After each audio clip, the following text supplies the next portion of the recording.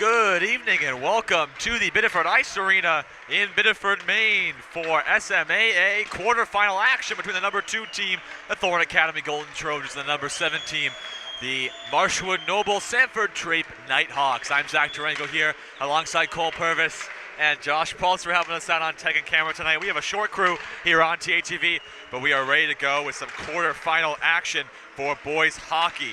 It's going to be a very exciting matchup here as the Trojans look to get back to the state finals, which they were in last year.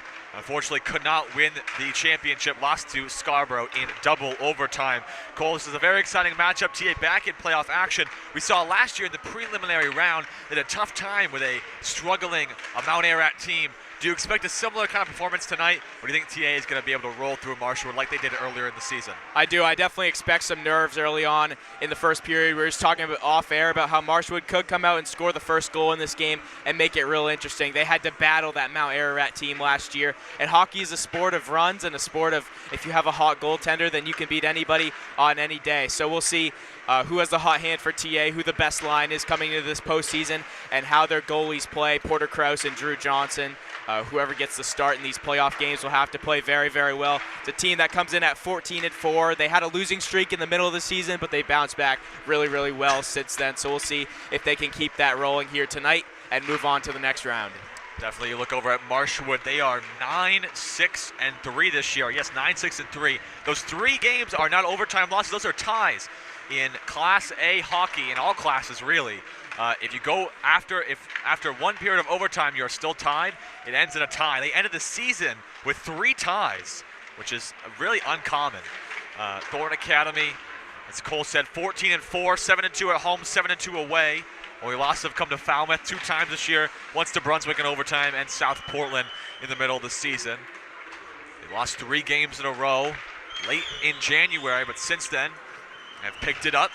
I want to let you know that this is our last winter sports broadcast here on TATV for this year. We will not have any more broadcasts until the spring season starts. That'll be boys and girls lacrosse, and that'll start roughly around middle to late April. So this will be the last broadcast you'll hear Cole and I, and have Josh Pulsfer here with us. We also want to let you know that tonight in the Biddeford Ice Arena, the internet is a little bit off. It's a little bit a little bit slower than usual. So if your feed gets a little bit, it starts to lag, or you have any issues with it, just refresh, and we'll try to figure it out as quickly as possible. We appreciate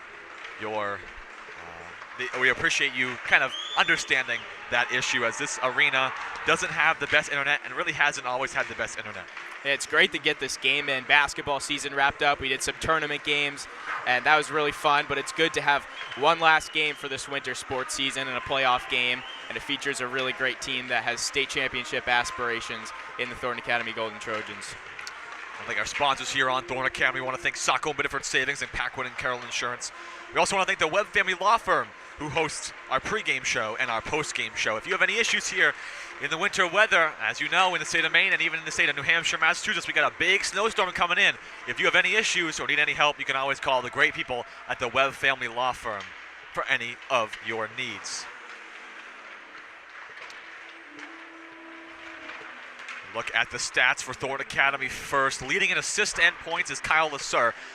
He has 3 goals, 5 assists, and 8 points in his last 3 games. Really been the difference maker in their last few wins of the season.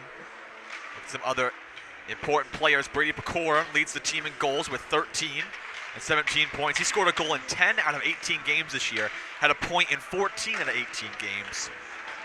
And the 2-star defensemen, Lucas Hubbard and Heath McLean. Hubbard with 3 goals, 15 assists, and 18 points, leads all defensemen in assists and points. And Heath McLean has 6 goals, 9 assists, and 15 points. He's the most goals by a D-man this year for Thorn Academy and is tied for most power play points. He's done a great job setting up and scoring goals for Thorn Academy this year. We look over at Marshwood. They're led by Aiden Lockhart, who leads the team in goals and points. He's 10 goals, 7 assists, and 17 points. And he's 5 game-winning goals this season. Look for Aiden Lockhart to be the difference maker for the KnightHawks. And then Ryan Dumont with 4 goals, 11 assists, and 15 points. Looks to right now that Porter Krause, the senior, will start in goal for the Trojans. He's 7-1 this year with a 1.75 goals against average and a .921 save percentage with 3 shutouts. Over at Marshwood, looks like Sumner Wood will start for Marshwood. He is 5-3-2 with a 2.12 goals against average and a .898 save percentage. He is the only shutout for Marshwood this season.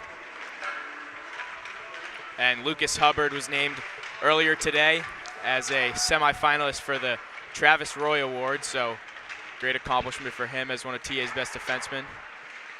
Travis Roy Award is the only thing I can really equate it to is the Walter Payton Man of the Year. It's somebody not really within their community, but somebody that shows respect and discipline and good solid play throughout the season. Somebody that leads his team and is respectful, doesn't take a lot of penalties. Might also consider it like the Lady Bing in hockey. And Lucas Hubbard has definitely been that for the Trojans, one of the four quad captains this year for the Trojans, along with Heath McLean, Evan Bodette, and Kyle Lasser. TA, a high-scoring team this year. 4.2 goals per game, only allowing 1.9 over, looking at Marshwood, 3.3 goals per game, allowing 2.4. Marshwood has stuck with some of the teams that Thorne Academy has had trouble with. They lost to South Portland 3-2 and Falmouth 3-1 this year. Thorne Academy lost to Falmouth twice, both by large scores, 5-2 and 6-3. And as we look at the playoffs bracket right now, before we get into the starting lineups, Thorne Academy currently playing Marshwood now. They'll play the winner of Edward Little and Bangor. And then Falmouth, they'll play the winner of Scarborough and Freeport. The semifinals will be on March 7th. That's next Tuesday. The state final will be on March 11th. That's next Saturday. So pretty quick finish to the playoffs. This year, less teams in Class A, so less games. No need for any preliminary round games. And it shows that every opponent you face is going to be a good one because you have to earn your spot in the playoffs. Last year it was sort of an open tournament where every team made it, but Marshwood, a team that had to earn their way into this tournament, so they're going to give you a fight no matter what. And they're a battle-tested team. As you said, the last 3 games have been ties.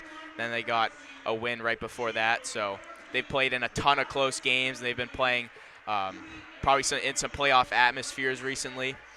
And TA as the 2 seed has kind of cruised this year, so we'll see if the more battle-tested team can come out with an upset today. If you are watching on Facebook, please comment and let us know where you're watching from. Right now I have the Facebook chat open so I can see it, and we would love to give some shout-outs. Again, last winter broadcast of the year, and also my last hockey broadcast ever here at Thorne Academy, at least for TATV. I may be a part of some of the WHOU or NFHS broadcasts at the Cross Insurance Arena next week for Class B semifinals and finals.